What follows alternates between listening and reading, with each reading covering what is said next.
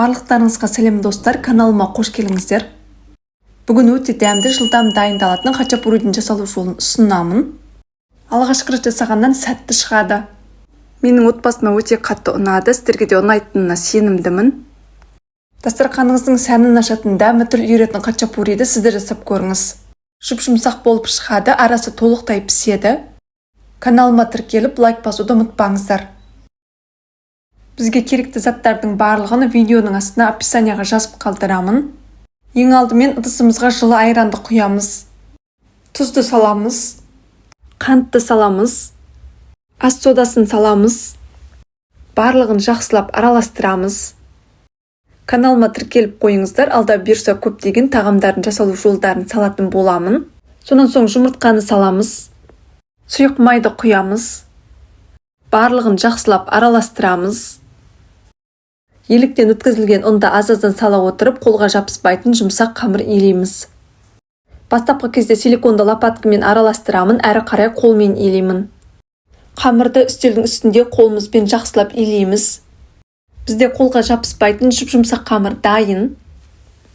Дайын болған қамырды бөлме температурасына 10 минутқа қалдырамыз. Ал біз әзірге салмасын дайындаймыз. Салмасына керекті заттар ірімшік, жұмыртқа және тұз. Ірімшікті үкіштің ұсақ жағынан өткіземіз. Өзіңізге ұнайтын кез келген ірімшікті пайдалануға болады. Сапалы, жақсы ірімшікті пайдалансаңыздар, хачапури одан әрі дәмді бола түседі. Ірімшіктің барлығын үкіштен өткізіп дайындап алдым.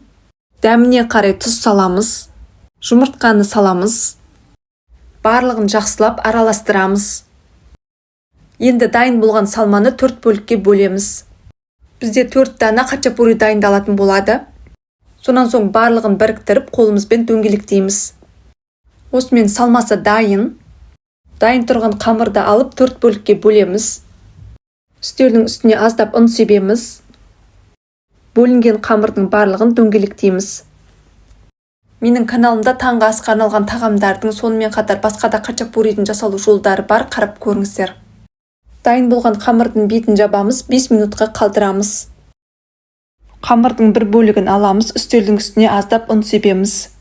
Қамырды жұқа қылмаймыз, сәл қалыңдау етіп жаямыз. Ұнды көп пайдаланбаймыз. Сонан соң дайын тұрған салманы қамырдың ортасына қоямыз. Үстінен ақырындап басамыз. Енді қамырды видеодағыдай бүгіп шығамыз. Қамыр пісу барысында ашылып кетпесі үшін қолымызбен қаттырақ қысып жабыстырамыз. Келесі кезекте үстіне аздап ұн себеміз. Қолымызбен ақырындап басамыз. Қамырды оқтаумен ақырындап жаямыз. Қатты жұқа қылмай жаямыз. Қамырды оқтаумен жаятын кезде қамырды бүккен жағымыз жоғары қарап тұрғаны дұрыс. Қамырды жаю барысында беті тегістеліп білінбей кетеді. Арасы шикі болып қалады, піспей қалады деп қорықпаңыздар, толықтай піседі. Қамыр жұмсақ болғандықтан жұмыс жасауға өте ыңғайлы. Қалған қамырдың барлығын осы әдіспен қайталап шығамыз. Мінекей қамырдың барлығын жайып дайындап алдым.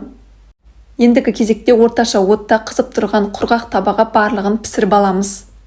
Құрғақ қызып тұрған табаға қамырды саламыз. Қақпағын жабамыз. Астыңғы бөлігі қызарғанша пісіреміз. Астыңғы бөлігі қызарғанда келесі бетіне аударамыз. Тағы да қызарып піскенше қақпағын жабамыз. Піскен хачапуридің екі жағына ертілген сармайт жағамыз. Барлық хачапуриді дәл осы әдіспен қайталап пісіреміз.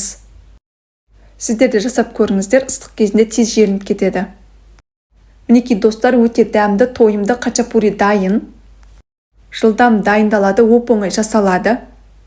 Жұмсақ болып шығады, арасы толықтай піседі. Алғашқы рет жасағаннан сәтті шығады. Менің отбасыма өте қатты ұнады, сіздерге де ұнайтынына сенімдімін. Дастарханыңыздың сәнін ашатын, дәмі тіл үйіретін хачапуриді сіздер жасап көріңіз. Каналыма тіркеліп, лайк басуды ұмытпаңыздар. Сіздермен болған Ақжол Пан.